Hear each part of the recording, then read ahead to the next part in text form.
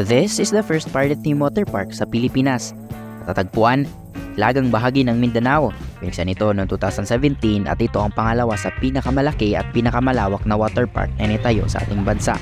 Dito rin matatagpuan ang pinakamalaking water slide sa buong Pilipinas. It has a 4.5 star rating sa Google Reviews. Marami ding magagandang reviews ang water park and resort na to, galing foreign tourists and local tourists. Marami tayong pwedeng ma-experience dito, from extreme slides, lazy river to wave pool, kaya naman sabay-sabay nating experience ang Seven Seas Water Park and Resort.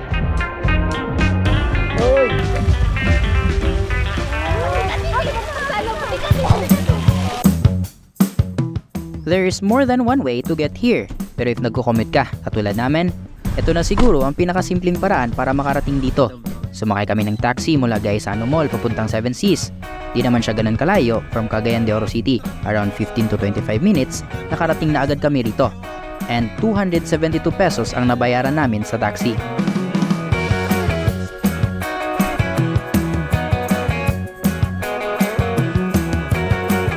Pagdating mo pa lang sa entrance, may staff na agad na mag-welcome at mag-i-explain ng mga activities sa loob ng water park. Kaya kahit first time mo, you know what to expect sa loob. Entrance and swim. Sa 599, inclusion niya wave pool, lazy river, ug kiddie pool. Tulo lang ka pools. Additional 349 kung mag-slide ta, ma-access na din natong duha ka tower na slides. Pero naka-alternate siya mag-open po. First tower, open 10 to 1. So na siya yung mga 9 minutes, mag-close na siya. Mag-operate na din si second tower 1 to 5. Ah, okay. Yes po. Pero And then, mag-open siya, balik. Dili na. Dili na sir. 10 to 1 agad siya. 10 to 1 agad. And then, all amenities, sa sulod, mag-close siya o 5 p.m. all water park is 6 p.m. And then, kung mag-slide, make sure wala tayong mga health issues, baka nag-trouble surgery sa high blood, 40 to 90 ang weight requirement. And then, kung mag-slide ka, make sure nakasuot ka og proper swimwear, like mga silky clothes. Avoid lang ta sa cotton o denim.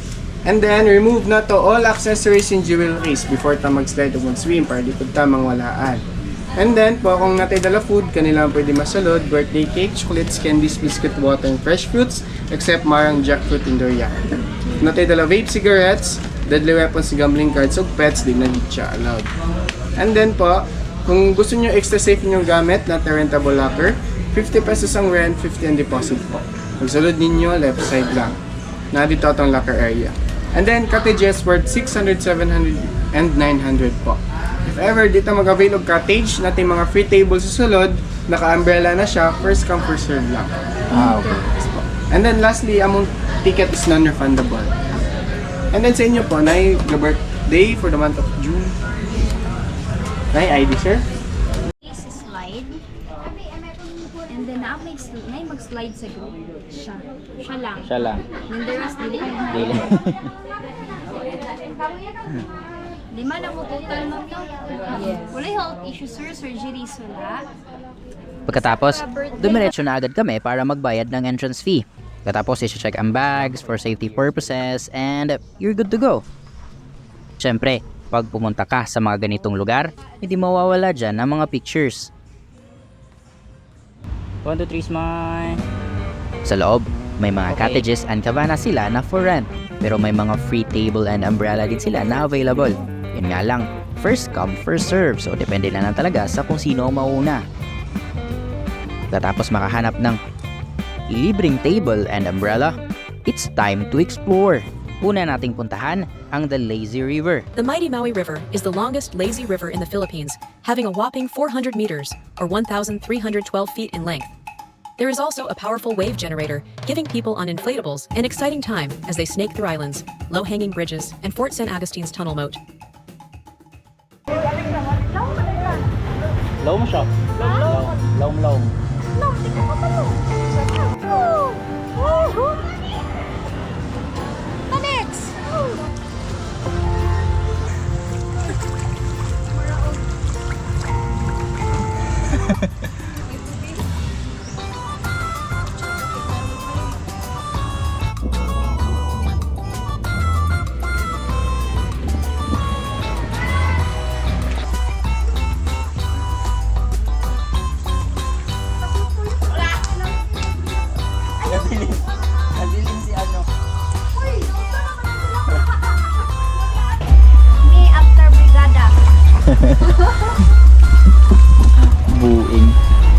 Loh, diri ko padulong. Ah, diri ra siya taman de. So usa ni siya sa ano, sa kanang gina try gid diri sa Seven Seas. Nilang river diri ba.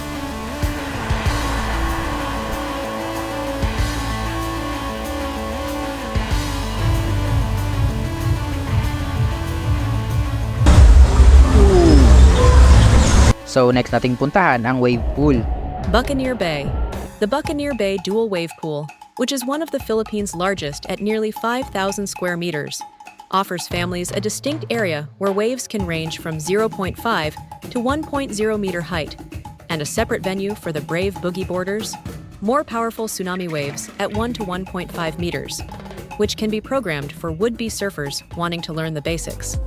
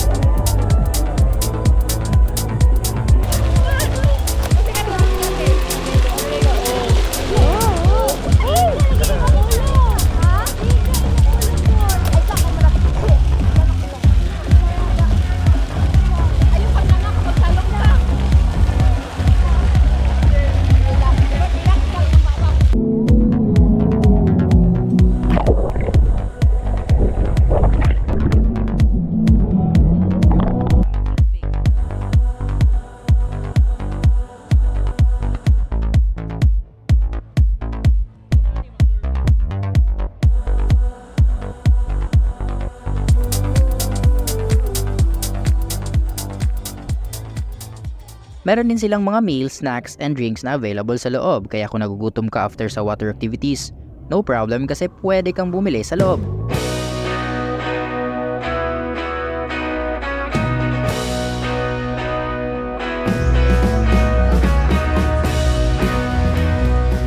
Sa slides. Pagkatapos namin kumain, dumiretso na kami sa mga slides and meet Ethan, pamangkin ng girlfriend kong si Aya.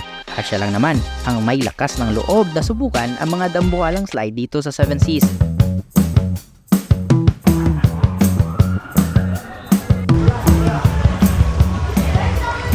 Nakita yung dagoy. Kana, Charo ah. Kana lang ah.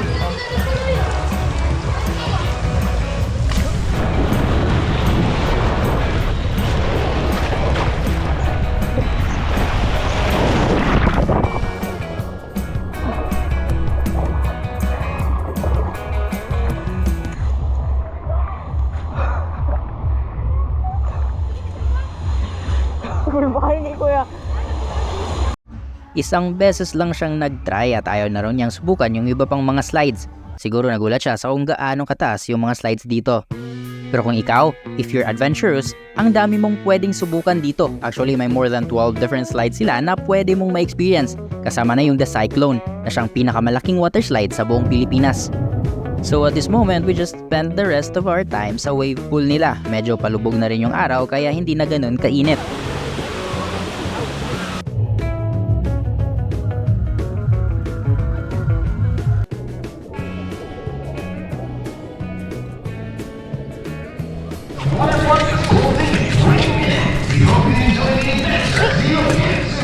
Pagkatapos, hindi na namin namalayan na malapit na pala silang magsara. Nag-wash up na kami and started packing our bags kasi hanggang 6 PM lang sila sa araw na ito.